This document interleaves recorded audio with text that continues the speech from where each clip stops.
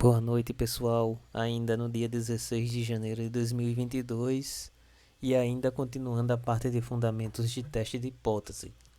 Então, relembrando, eu parti dessa ideia aqui, ó. Se sob determinada hipótese, a probabilidade de um evento observado particular for excepcionalmente pequena, concluímos que a hipótese provavelmente não é verdadeira. Livro do Mário Triola, edição 9, página 287. E aí eu parti daquela ideia geral com o exemplo da moeda. A gente afirmou que uma moeda não era viciada. A gente jogou a moeda 1000 vezes, que é a nossa amostra. Ocorreram 800 caras.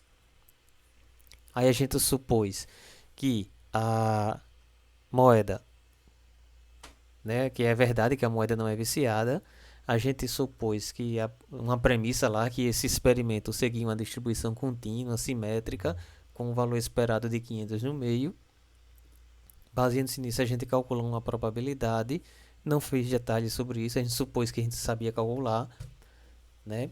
Aí a gente viu, verificou, que a gente verifica, né, se essa probabilidade é muito baixa, porque se ela for muito baixa, então é uma evidência para rejeitar a hipótese. Qual a hipótese? Mesmo aquela que diz que a moeda não é viciada. Se a gente trocar esse raciocínio do caso da moeda para um caso geral, fica assim. A gente afirma algo sobre um parâmetro, por exemplo, a média da população, a proporção da população, a variância da população. Afirmar algo sobre o parâmetro é dizer que ele tem um determinado valor, é maior que 100, é igual a 100, é menor que 500. A gente toma uma amostra de tamanho n, 30, 40, 50, 1000. A gente supõe, então, que essa afirmação sobre esse parâmetro é verdadeira. A gente supõe que a gente pode usar determinados modelos matemáticos. Sei lá, distribuição normal, distribuição Q quadrado, tá? Que a gente pode usar esses modelos matemáticos para calcular probabilidades. A gente calcula a probabilidade P, que é a probabilidade daquilo que veio na amostra ocorrer, né, usando a distribuição que segue as premissas. E aí, se esse valor P for muito baixo, a gente, como a gente só tem a amostra, a gente não tem outra coisa, porque se a gente pegar outra amostra, é outro experimento, aí a gente volta para o início ali e começa tudo de novo, tá?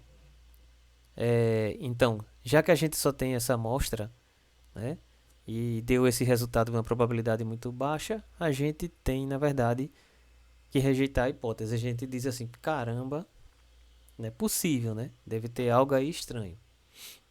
Então, eu vou rejeitar essa hipótese. Tá? Vamos lá. Em outras palavras, a gente diz que há evidência para rejeitar a hipótese. Tá? No final das contas, gente, existem duas maneiras de a gente, de forma que a estatística elaborou, que a gente pode fazer para chegar a essa conclusão de ter evidência ou não para rejeitar uma hipótese. Uma é isso que eu falei já agora, que é você calcular uma probabilidade, que no final das contas é calcular uma área. Essa probabilidade ou essa área a gente chama de valor P. Ou a gente toma a decisão baseando-se nesse valor P, né? Se esse valor P for muito baixo, então há evidência para rejeitar a hipótese. Ou uma forma equivalente de fazer isso, tá aqui a área correspondente ao valor P, né? Tá? Agora, observa uma coisa. Esse valor P, essa área, corresponde a uma abscissa aqui, certo? Essa abscissa está distante do centro, certo? Uma forma equivalente de raciocinar, ao invés de você raciocinar assim pela área, você pode raciocinar o seguinte, ó. Essa área corresponde a um valor de abscissa muito distante do centro. Então, é outra forma de você raciocinar.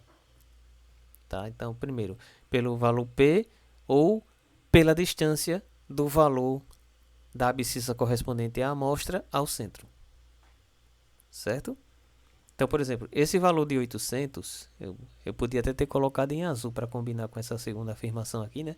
Esse valor de 800, ele está muito distante do 500. Aí você conclui também que há evidência para rejeitar a hipótese. Resumindo, então, duas formas de você tomar uma decisão. Ou você toma pelo valor da área, chama do método do valor P, ou você toma pela distância desse 800 em relação ao centro, que é 500. Certo? Duas coisas diferentes. Ou você pode ou faz os dois, né? São dois métodos que fazer um não impede de fazer outro, tá? São dois métodos. Ou o valor P tem que ser muito pequeno para você rejeitar a hipótese. Aí a gente na estatística fala em significativamente pequeno. Ou o valor da amostra, o valor da abscissa, o valor da amostra tem que estar significativamente distante do centro. Mas como escolher o que é significativamente pequeno ou distante? Porque fica muito subjetivo, né, gente? Então a estatística, ela diz o seguinte: para você não deixar essa decisão para depois que fizer todos os cálculos, você faz o seguinte, ó, você adota o que é significativamente pequeno ou não, né? Vamos dizer assim, você adota o que é significativamente pequeno a priori. Antes de começar a fazer o cálculo, a estatística diz: escolha o que é o critério que vai ajudar você a decidir se vai rejeitar a hipótese ou não, tá? Em outras palavras, a gente vai escolher o valor dessa área a priori. O que é que significa significativamente pequeno? 1%? 5%? 0,01%? Né? Você vai definir a priori algo para, depois que você fizer os cálculos, dizer que se tua amostra caiu nessa área significativamente pequena ou não. Ou se o teu valor caiu muito distante ou não do centro. Na prática... Ah, tá. Antes de dizer na prática, eu pensava que já ia entrar valores aqui, tá?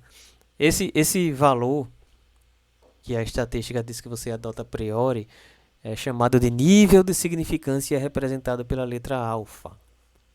Tá? Então essa área aqui, ó, é a área que você vai adotar a priori antes de fazer o cálculo. Geralmente se adota ou 1% ou 5%. Certo? Olhe, a área que corresponde a 800 é a área que corresponde ao valor que veio da tua amostra. Veio essa área vermelha e veio esse 800 distante do centro. Mas antes de você calcular, de você descobrir que a área era essa área vermelha, você adotou uma área chamada nível de significância. Sei lá, 5%, vamos supor. Aí, o cálculo, quando você calculou a área vermelha, deu 2%, por exemplo. Ou seja, ela é menor do que a área que você usou como critério para rejeitar a hipótese. Tá? Essa é a ideia do método do valor P. Se o valor que veio da tua amostra, o valor P, é menor do que o alfa, ou pelo outro método, se o valor da amostra estiver numa abscissa que está além da abscissa que define o alfa, né? Ou seja, essa é a abscissa que define o alfa.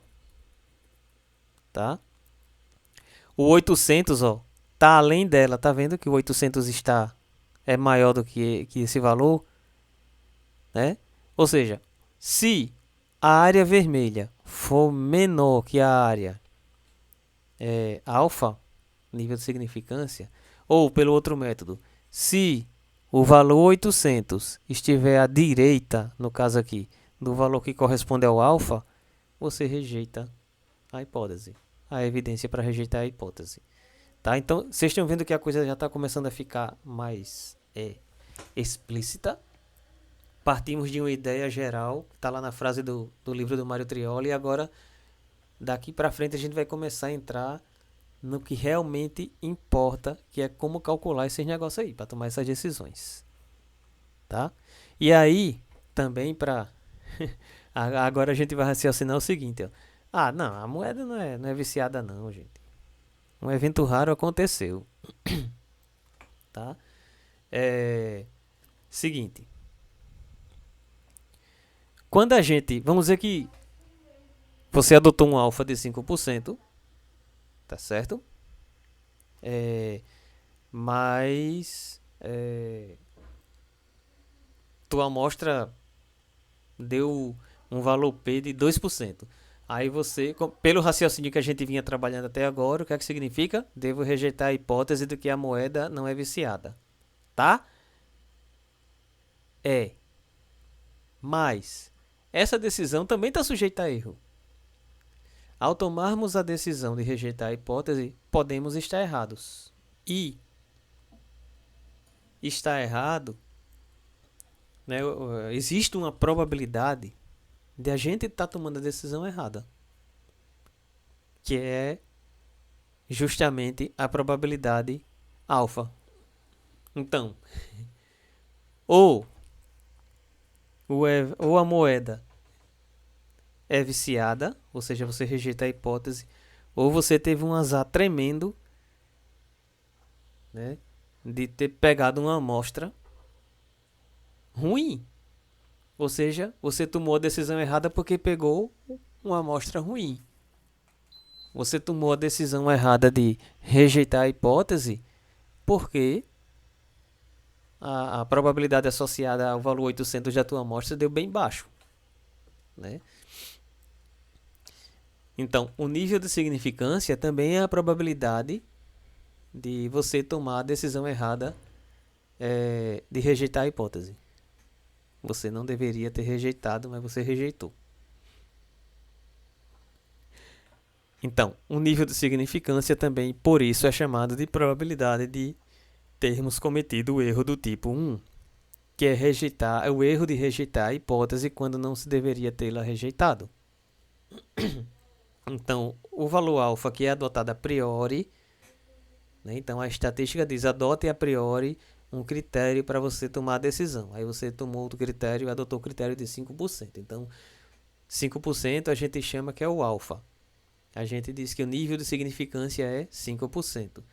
Esse nível de significância alfa também é chamado de probabilidade de cometer o erro do tipo 1. Pois você vai tomar uma decisão, se a tua amostra cair com uma área menor do que esse 5%, ou a amostra cair longe do centro, né, você vai tomar a decisão de rejeitar a hipótese, mas que fique explícito, né, que fique bem firme na sua cabeça de que existe uma probabilidade de você tomar uma decisão errada, que é justamente esse tal de nível de significância. Beleza? Fica aí com uma imagem aí do final da praia da Jatiuca, início da praia de Cruz das Almas e lá o fundo praia de Jacarecica, praia de Guaxuma e por aí vai. Riacho Doce, né? Caça Torta, Riacho Doce, Ipioca, um monte de praia aí do litoral norte de Maceió. Abraço.